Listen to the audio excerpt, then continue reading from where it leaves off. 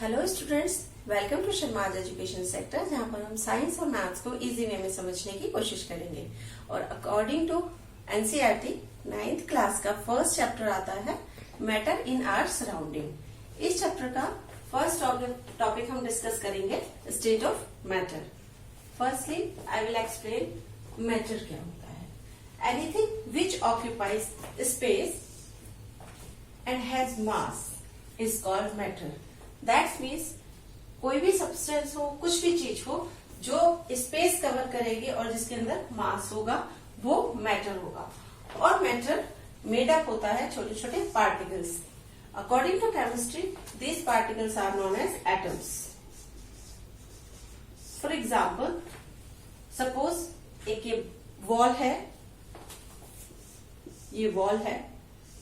इस वॉल को बनाने के लिए हमें छोटी छोटी सी ब्रिक्स एक दूसरे के ऊपर असेंबल करनी पड़ेगी, तब ये वॉल क्रिएट होगी। So each unit is particle और atom. In case of wall हम इसे एक ब्रिक कहेंगे, ये इसकी यूनिट होगी। Without brick we can prepare a wall like this. Matter can not prepare by the without particles. और पार्टिकल को हमने क्या एक्सप्लेन वर्ड यूज किया, एटम।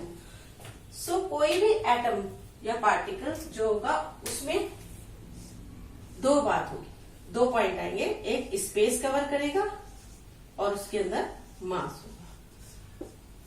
एक पार्टिकल, दूसरा पार्टिकल, तीसरा, ऐसे ऐसे so many particles can create a matter.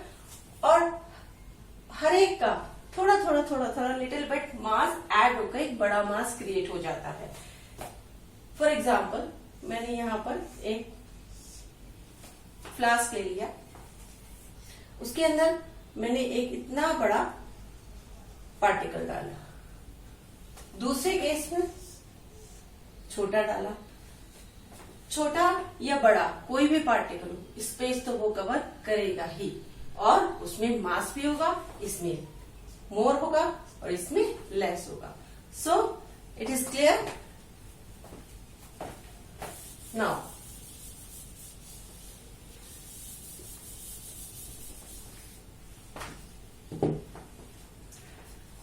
According to physical property matter की 3 स्टेट होती है। अकॉर्डिंग टू फिजिकल प्रॉपर्टी हमारा जो सराउंडिंग्स है, हमारा नियर अबाउट का एनवायरमेंट जो है, जो भी हम अपने आसपास देखते हैं, वो सिर्फ 3 ही चीजों से मिलकर बनता है, जिसे हम 3 स्टेट ऑफ मैटर कहते हैं। Those are, first one is solid, second one is liquid and third one is gases. बहुत छोटी क्लासेस से स्टूडेंट्स को ये पढ़ाया जाता है, सॉलिड, लिक्विड, गैस। जनरली सभी स्टूडेंट्स इस चीज को बहुत इजीली आइडेंटिफाई कर लेते हैं। ये है सॉलिड है, वाटर लिया लिक्विड है, नियर अबाउट जो भी हमारे एयर है या उसमें प्रेजेंट गैसेस हैं, वो सब गैसेस की कैटेगरी में आते हैं। बट अकॉर्डिंग टू केमिस्ट्री हम कैसे उनको आइडेंटिफाई करेंगे कि हम किस सब्सटेंस को, किस मैटर को हम बोलेंगे सॉलिड, किस मैटर को बोलेंगे लिक्विड एंड किसे बोलेंगे हम गैसेस। First one solid. अब हम जब किसी भी चीज को ऑब्जर्व करते हैं या आइडेंटिफाई करते हैं, तो हम उसकी कुछ कैरेक्टर्स को देख के या स्टडी करके तब हम उसको एक्सप्लेन करते हैं कि ये सॉलिड है, लिक्विड है या व्हाटएवर जो भी है। सॉलिड की अगर हम प्रॉपर्टी को डिस्कस करें तो सबकी प्रॉपर्टीज कॉमन होती है। कुछ कॉमन प्रॉपर्टीज को लेके हम सॉलिड, लिक्विड, गैसेस को एक्सप्लेन करेंगे। First property shape. सॉलिड की शेप बात करते हैं।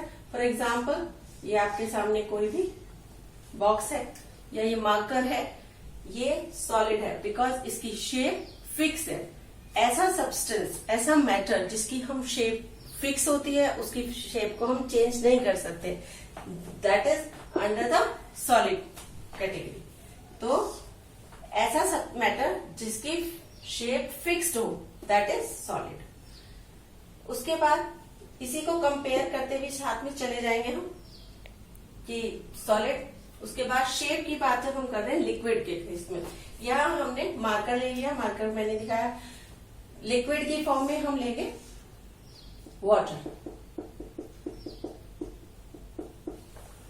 वाटर को जिस भी वेसल में या कोई भी लिक्विड हो, जिस भी वेसल में हम डालेंगे उसी का शेप हो जाएगा। फॉर एग्जाम्पल ये मैंने एक बीकर में डाला, इसके बाद मैंने एक सिलेंड्रिकल फ्लास्क ले लिया, उसके अंदर मैंने इसे शिफ्ट कर दिया तो ये यहां तक फिल हो गया।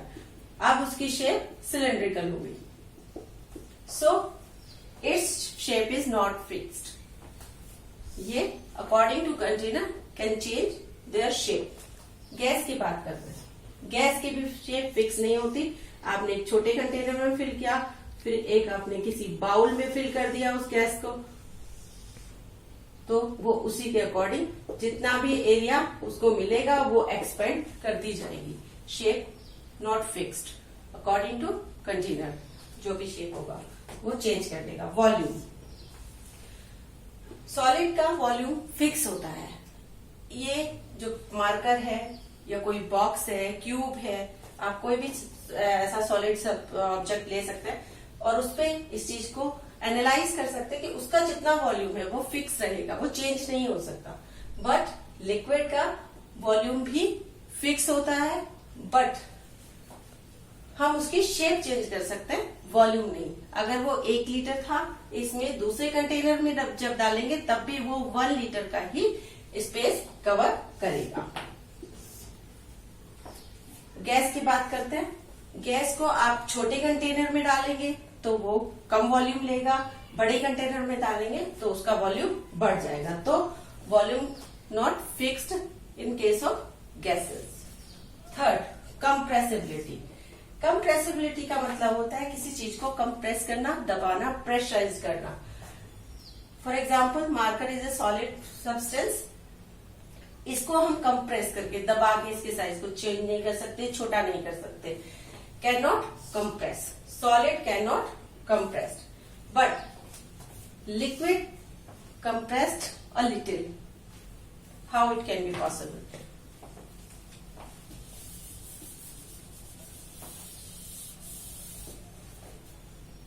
सॉलिड के जो पार्टिकल्स होते हैं, अभी हमने पार्टिकल को डिस्कस किया, वो क्लोजली पैक्ड होते हैं, उनके बीच में स्पेस बिल्कुल भी नहीं होता।